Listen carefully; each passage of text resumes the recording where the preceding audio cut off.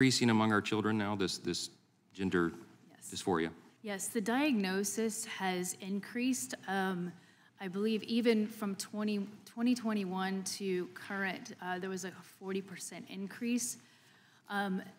The other thing is that we've also had a proliferation of gender clinics. So 10 years ago, there was just maybe a few, and now all of a sudden, there are tons of gender clinics with a really steep curve of surgical markets expected to increase.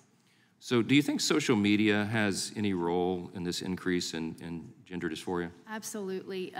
We know that kids are being influenced. I mean, I have a list of, there are 40,000 subscribers to a detransitioning site, and I have a list of people who are willing to testify, not to mention those who are silent.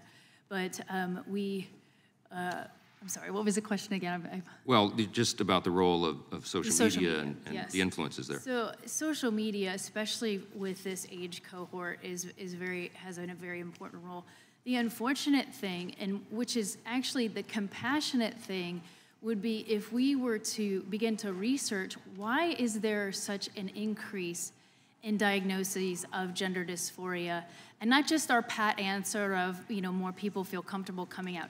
No, why has the demographic flipped from mostly biological males experiencing gender dysphoria to biological females?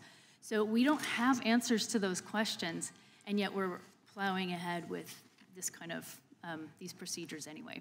Well, the evidence seems to show that there's sort of a rush to force gender transition or sex change procedures on children. Are we imagining that, or do you think that's actually happening? No, I don't think we're imagining that.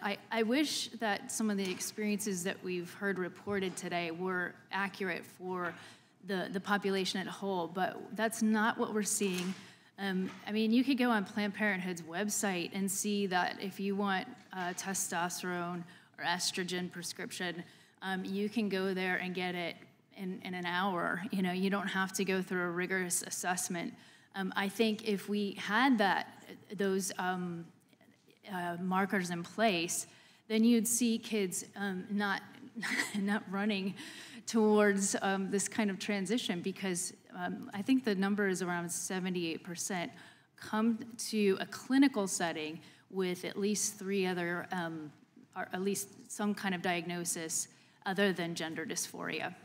I think it's an obvious fact that there are some industries that stand to benefit financially from all these procedures and all this experimentation. Are you aware of European nations putting a pause on gender transition procedures for minors? Yes. I mean, and I think that's the issue that we're asking for. This is the compassionate issue. Let's review the literature. Yeah. Let's review what does the science actually say, and not just from people who are supporters either way, but what does the science say? And then what we're seeing is countries like the UK that shut down the Tavistock clinic. You're seeing other countries like Finland, Norway, et cetera, that once they actually look at the science that's used to support these procedures, they back away from it because the evidence is actually very weak. And there's no reliable studies on long-term effects. We don't know. The longest one we have is Sweden, because it goes 10 years. And the reality is that a lot of people don't experience regret until like 5 to 7 years after they've gone through these procedures. I'll have more time for